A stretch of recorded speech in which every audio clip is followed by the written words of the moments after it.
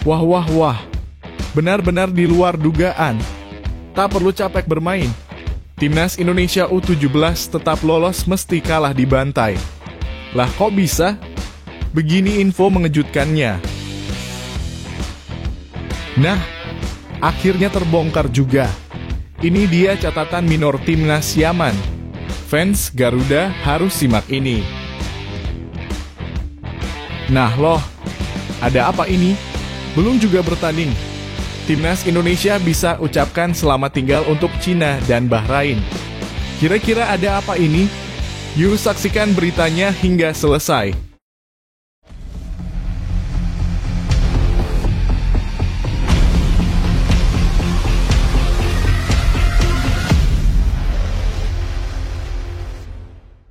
Mohon subscribe channel Timnasku Indonesia agar tidak ketinggalan informasi Timnas Indonesia. Catatan minor Yaman jelang lawan Timnas Indonesia di Piala Asia U17. Timnas Indonesia U17 akan menghadapi ujian penting di laga kedua Grup C Piala Asia U17 2025. Lawan yang akan dihadapi adalah Timnas Yaman U17 dalam pertandingan yang digelar di Prince Abdullah Al Faisal Stadium, Jeddah, Arab Saudi, pada Senin, 7 April 2025, pukul 22.00 waktu Indonesia Barat.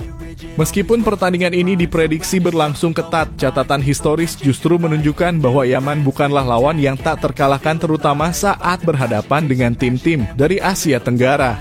Dilansir dari Detik Sport, Yaman memiliki rekor minor ketika menghadapi tim ASEAN di ajang Piala Asia U17. Dari total 5 kali pertemuan sepanjang sejarah turnamen ini, Yaman hanya mencatatkan 1 kemenangan. Sisanya, mereka meraih 1 kali hasil imbang dan menelan 3 kekalahan. Ini tentu menjadi sinyal positif bagi Garuda Muda yang sedang berusaha memperbaiki performa dan menunjukkan tajinya di level Asia. Salah satu tim ASEAN yang paling sering dihadapi oleh Yaman adalah Thailand. Dalam 2 pertemuan melawan negeri Gajah Putih, Yaman hanya mampu meraih hasil imbang 1 kali dan kalah di pertandingan lainnya. Rekor yang tak terlalu mengesankan ini bisa jadi akan memengaruhi mental bertanding para pemain muda Yaman, apalagi mereka menghadapi tekanan untuk tampil konsisten di turnamen bergengsi ini. Di sisi lain, Timnas Indonesia U17 punya catatan yang tak kalah menarik. Tim Garuda pernah mencatatkan kemenangan atas Vietnam di Piala Asia U17 2002, sebuah bukti bahwa generasi muda Indonesia mampu bersaing di level Asia. Meski juga pernah kalah dari Laos dan Malaysia di edisi berbeda, setidaknya ada modal positif yang bisa jadi motivasi tambahan untuk menumbangkan Yaman. Laga ini akan sangat menentukan langkah Indonesia ke babak selanjutnya. Jika berhasil meraih 3 poin, Indonesia punya peluang besar untuk lolos dari fase grup dan menatap babak gugur. Apalagi jika melihat rapor buruk Yaman melawan tim-tim ASEAN, Garuda Muda harus percaya diri bahwa kemenangan bukanlah hal yang mustahil. Namun tentu catatan di atas kertas tak akan berarti jika tak dibarengi kerja keras dan konsistensi di atas lapangan. Pelatih dan pemain harus mampu mengelola tekanan serta menjaga fokus sepanjang pertandingan. Yaman pasti akan berjuang habis-habisan untuk membalikan rekor buruk mereka. Bagaimana menurut kamu? Apakah Garuda Muda bisa manfaatkan catatan minor Yaman untuk amankan 3 poin? Atau justru Yaman bakal tampil mengejutkan dan bangkit dari rekor buruk mereka? Tulis pendapat kamu di kolom komentar dan dukung terus Timnas Indonesia U17. Saatnya generasi muda Indonesia tunjukkan bahwa kita layak bersaing di level Asia.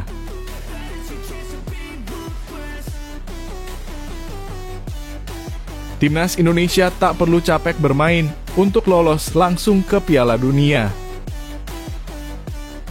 Tak ada yang menyangka, namun inilah kenyataannya Timnas Indonesia U17 kini berada di ambang sejarah tanpa harus bersusah payah.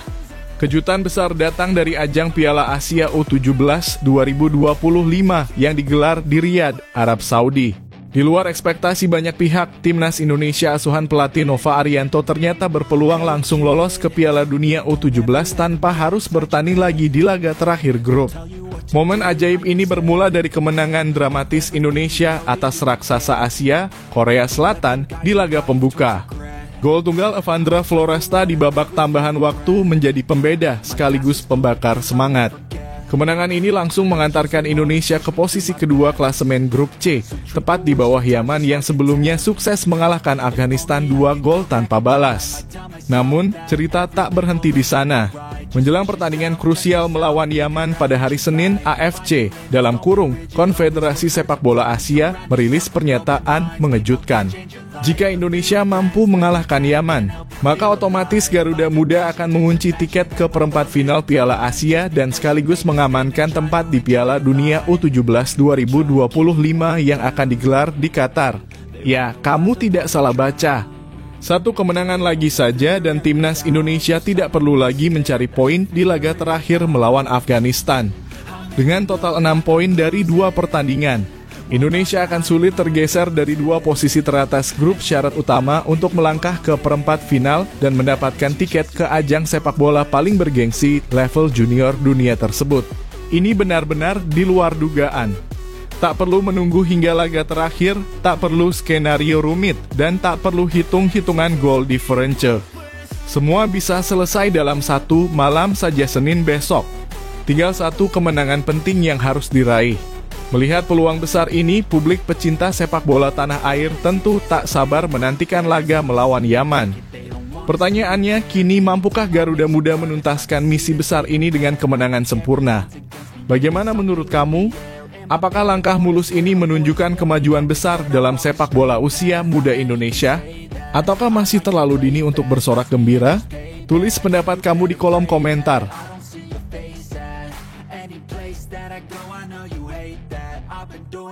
Timnas Indonesia bisa ucapkan selamat tinggal Cina dan Bahrain. Langkah Timnas Indonesia menuju Piala Dunia 2026 perlahan tapi pasti menunjukkan sinyal positif. Di tengah persaingan ketat di grup C babak ketiga kualifikasi Piala Dunia 2026 zona Asia, skuad Garuda asuhan Patrick Kluivert justru berada dalam posisi yang cukup menjanjikan. Berbeda dengan 2 pesaing utamanya, Cina dan Bahrain, yang kini tengah mengalami kemunduran performa dan duduk di dasar klasemen dengan raihan 6 poin.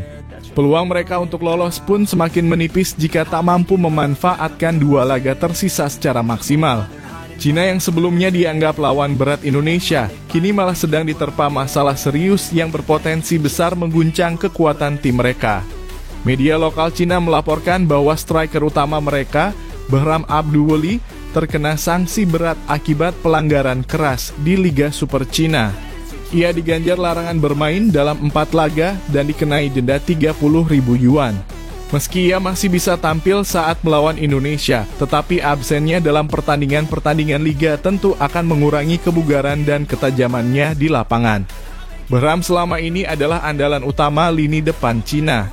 Dalam 8 laga terakhir di babak kualifikasi, ia tampil dalam 7 pertandingan, 3 kali diantaranya sebagai starter. Ia adalah pemain kepercayaan pelatih Ivan yang selalu memberikan menit bermain lebih bagi sang striker. Namun sayangnya, musim ini Behram belum juga mencetak gol dan performanya mulai diragukan.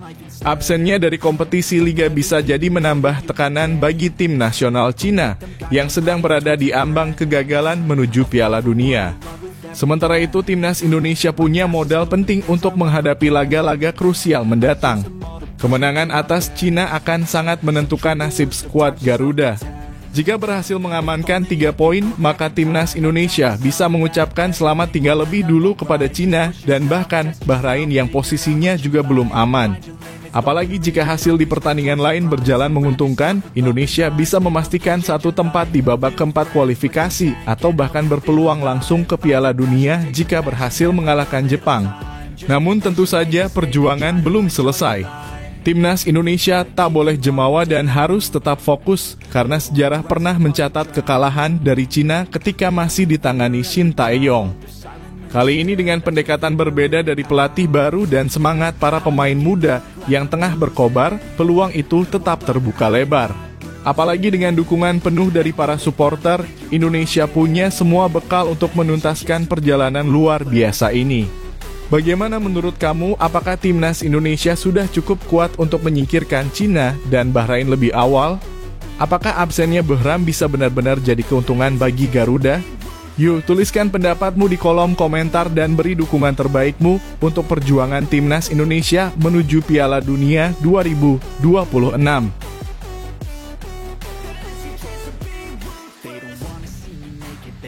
Strategi Timnas jelang lawan Yaman. Timnas Indonesia U17 kembali bersiap menghadapi tantangan berikutnya di Piala Asia U17 2025. Setelah kemenangan dramatis atas Korea Selatan di laga perdana, skuad asuhan Nova Arianto akan menantang Timnas Yaman U17 dalam pertandingan kedua Grup C yang digelar di Stadion Prince Abdullah Al Faisal, Jeddah, Arab Saudi pada Senin, 7 April 2025 pukul 22.00 waktu Indonesia Barat. Menariknya, banyak pihak memprediksi bahwa Nova Arianto akan tetap menerapkan strategi yang sama seperti saat menghadapi Korea Selatan. Kala itu, Garuda Muda bermain dengan formasi 5-3-2 yang terbukti sangat efektif dalam meredam serangan lawan. Bahkan dari tim kuat seperti Taguk Warriors yang notabene merupakan finalis edisi sebelumnya. 5 pemain belakang Al-Ghazani, Fabio Azkairawan, Daniel Alfredo, Matteo Baker, dan Iputu Apriawan tampil luar biasa disiplin dan rapat. Mereka mampu menghalau berbagai serangan dari Korea Selatan yang sepanjang pertandingan melakukan 21 tembakan ke arah gawang, namun tak satu pun berbuah gol. Lini tengah dan depan pun tidak tinggal diam, dengan para pemain seperti Evandra, Zahabi Gholi, dan Alvaro Syahdan aktif turun membantu bertahan. Sementara 2 striker di depan siaga untuk memanfaatkan celah lewat serangan balik cepat. Dengan performa solid seperti itu, banyak yang yakin bahwa formasi dan pendekatan yang sama bisa diterapkan saat menghadapi Yaman. Apalagi meskipun Yaman mencetak 2 gol saat melawan Afghanistan, mereka belum menghadapi tim yang punya sistem pertahanan sekuat Indonesia. Taktik bertahan rapat dan memanfaatkan momen serangan balik bisa kembali menjadi kunci untuk mencuri poin atau bahkan kemenangan dari Yaman. Namun Nova Arianto sendiri tidak ingin para pemainnya larut dalam euforia kemenangan atas Korea Selatan. Ia tegas mengingatkan anak asuhnya untuk tetap fokus karena perjalanan di fase grup belum selesai. "Saya tidak mau pemain terlena dengan hasil ini," ujar Nova dalam pernyataan resmi PSSI. Jika Indonesia mampu meraih 3 poin dari laga ini, maka tiket ke Piala Dunia U17 2025 di Qatar akan berada dalam genggaman.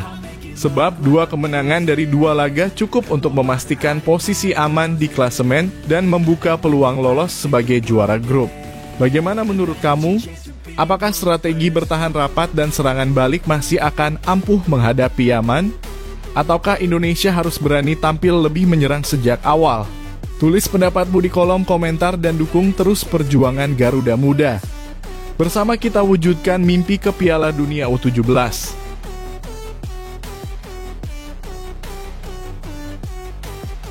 Jurnalis Belanda dibikin tak percaya Indonesia.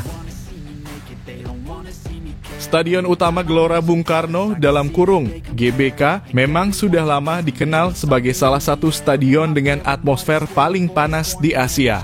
Namun siapa sangka bahkan seorang jurnalis asing sekaliber Simon Swartruis pun sampai dibuat terperangah saat menyaksikan langsung aksi Timnas Indonesia melawan Bahrain di sana. Simon, seorang jurnalis ternama asal Belanda yang menulis untuk media VI Pro, hadir langsung di Jakarta pada tanggal 25 Maret 2025 lalu.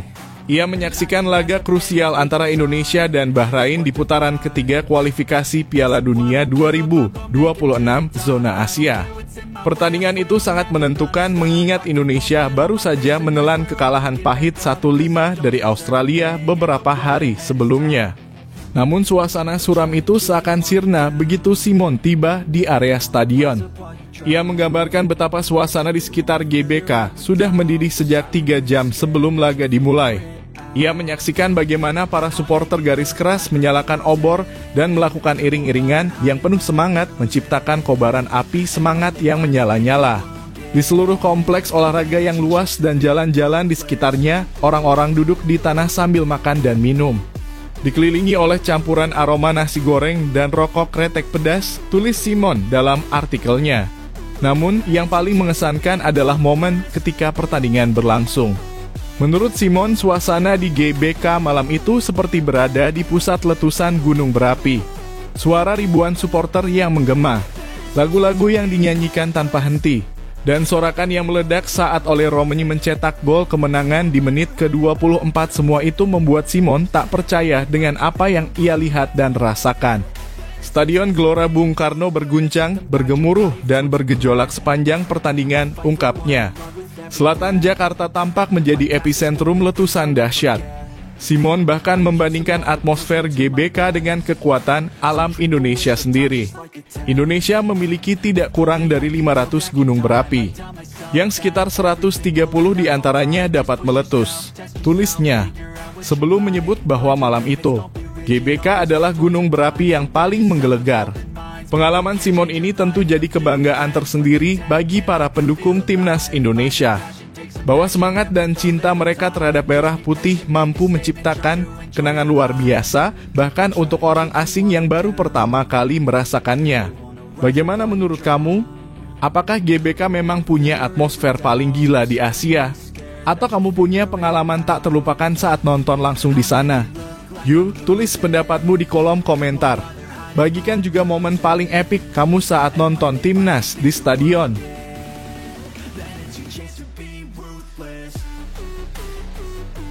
Timnas Indonesia bisa lolos Piala Dunia meskipun terbantai 10-0. Mimpi besar Timnas Indonesia U17 untuk tampil di Piala Dunia U17 2025 kini berada di depan mata. Namun yang membuat semuanya terasa sangat-sangat spesial adalah fakta mengejutkan ini, Timnas U17 tetap bisa lolos ke Piala Dunia meskipun dibantai 10-0 di laga terakhir. Ya, kamu tidak salah dengar. Garuda Asia asuhan Coach Nova Arianto menciptakan kejutan besar setelah berhasil menumbangkan raksasa Asia, Korea Selatan, dengan skor dramatis 1-0 dalam laga perdana Grup C Piala Asia U17 2025. Gol telat Evandra Florasta di menit 90+2 jadi penentu, bahkan setelah penaltinya sempat ditepis kiper lawan. Kemenangan ini bukan sekadar mencetak sejarah, tapi jadi kunci penting dalam perjalanan Indonesia menuju Piala Dunia U17. Dengan Korea Selatan sebagai lawan terberat di grup, hasil ini membuka jalan lebar bagi Indonesia untuk melaju jauh. Indonesia kini mengantongi 3 poin sejajar dengan Yaman yang sebelumnya menang 2-0 atas Afghanistan. Laga selanjutnya kontra Yaman pada Senin 7 April 2025 menjadi momen penentuan. Jika Indonesia berhasil menang atas Yaman dan di saat yang sama Korea Selatan mengalahkan atau menahan imbang Afghanistan, maka Indonesia otomatis mengoleksi 6 poin. Lalu apa hubungannya dengan bisa kalah 10-0 dan tetap lolos?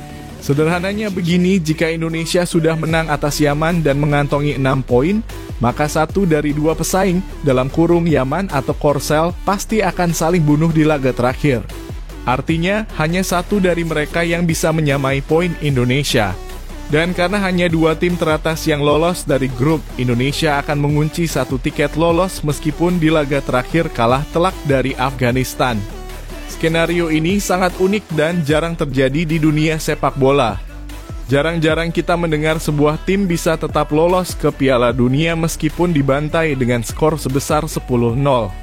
Tapi inilah sepak bola dan ini adalah bukti bahwa kemenangan di saat krusial bisa jadi penentu segalanya.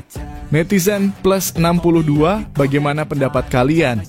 Apakah ini bukti mental juara Garuda Muda mulai terbentuk? Atau kamu masih belum percaya dengan skenario super unik ini? Yuk, tulis pendapat kamu di kolom komentar. Apakah ini jadi salah satu momen paling ajaib dalam sejarah sepak bola Indonesia? Dan menurutmu siapa pemain yang paling menonjol sejauh ini di Timnas U17?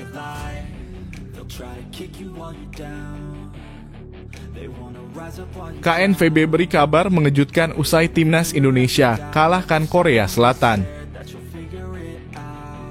Kemenangan Timnas U17 Indonesia atas Korea Selatan di Piala Asia U17 2025 benar-benar menjadi sorotan tak hanya di kawasan Asia, tetapi juga di Eropa. Salah satu federasi sepak bola besar dunia, KNVB alias PSSI-nya Belanda, turut memberi perhatian pada perkembangan pesat sepak bola Indonesia, khususnya di kelompok usia muda.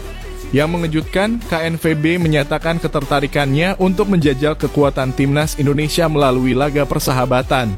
Meski laga antara tim senior kedua negara masih sulit terrealisasi, peluang untuk mempertemukan tim kelompok umur Indonesia dan Belanda kini terbuka lebar. Hal ini disampaikan langsung oleh Sekjen KNVB, Guy de Jong.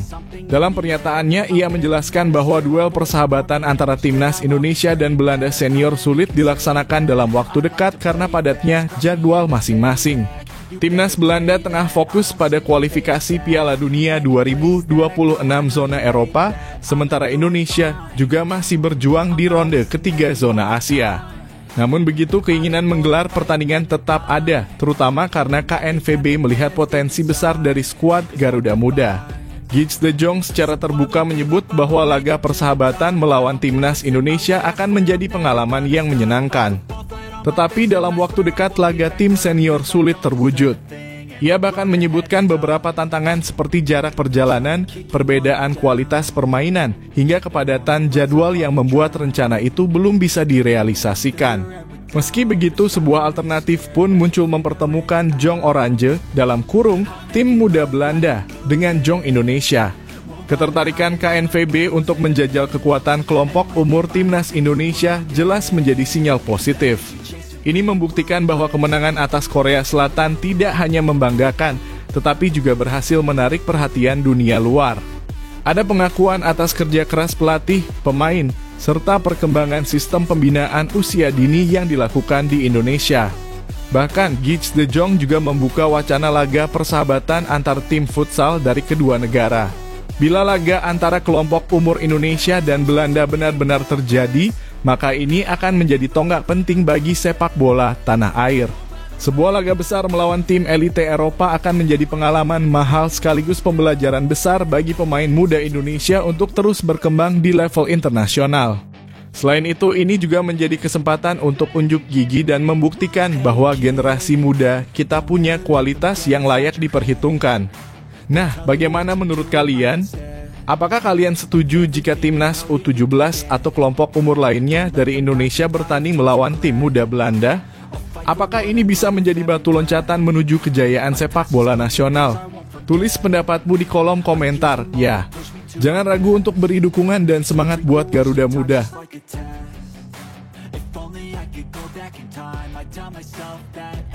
DNA Timnas Indonesia sudah terlihat, pengamat sepak bola sampaikan hal mengejutkan. Kemenangan Timnas U17 Indonesia atas Korea Selatan di ajang Piala Asia U17 2025 bukan hanya soal hasil akhir, tetapi menjadi bukti nyata bahwa DNA permainan timnas mulai terbentuk dengan jelas. Skor 1-0 atas salah satu kekuatan sepak bola Asia ini menjadi momentum besar yang menyiratkan arah baru permainan Garuda Muda.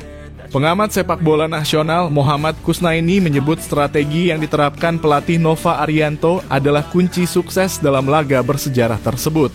Menurutnya, disiplin menjalankan strategi dan mental bertanding yang positif adalah dua faktor utama yang membawa Indonesia unggul. Kemenangan ini pun tidak datang dengan mudah. Korea Selatan tampil dominan sepanjang laga, menciptakan banyak peluang emas, termasuk 3 sepakan yang menghantam mistar dan tiang gawang. Namun justru dari tekanan berat itulah karakter sesungguhnya timnas Indonesia terlihat. Bermain dengan pendekatan defend and counter, para pemain muda Indonesia menunjukkan kecerdikan taktik dan determinasi tinggi. Bungkus sapaan akrab Kusnaini menilai strategi ini sangat tepat diterapkan mengingat lawan yang dihadapi merupakan tim unggulan dan langganan Piala Dunia U17. Nova Arianto dianggap sukses membaca situasi, menyiapkan rencana matang, dan menanamkan mentalitas bertarung pada anak-anak asuhnya. Lebih dari sekadar kemenangan, ini adalah sinyal kuat bahwa timnas U17 Indonesia telah menemukan jati dirinya. Strategi yang fleksibel dan efektif, permainan yang disiplin, serta semangat pantang menyerah menjadi elemen penting yang tercermin dalam laga itu. Meskipun Indonesia lebih banyak bertahan, mereka mampu mengimbangi permainan lawan dan bahkan mencuri kemenangan di detik-detik akhir laga lewat penalti Evandra Florasta yang menjadi penentu skor 1-0. Momen ini menjadi catatan sejarah karena ini kali pertama timnas Indonesia mengalahkan Korea Selatan di ajang resmi tingkat U17. Kemenangan ini tak hanya memompa semangat para pemain, tapi juga membangkitkan optimisme masyarakat Indonesia bahwa generasi muda sepak bola kita memiliki masa depan cerah. Namun seperti yang diingatkan Bungkus, ujian belum selesai. Timnas masih akan menghadapi Yaman dan Afghanistan di laga selanjutnya, dan tentu saja strategi yang digunakan akan berbeda sesuai karakter lawan. Yang penting game plan dari Coach Nova harus terus disesuaikan dengan cerdas agar misi lolos dari fase grup bisa terrealisasi. Nah, menurut kalian apakah kemenangan ini menjadi bukti bahwa DNA sepak bola Indonesia akhirnya terbentuk? Apakah pendekatan strategi bertahan dan counter seperti ini ideal untuk menghadapi tim-tim kuat Asia? Tulis pendapatmu di kolom komentar ya, karena suara kamu juga jadi bagian penting dari perjalanan besar Timnas Indonesia.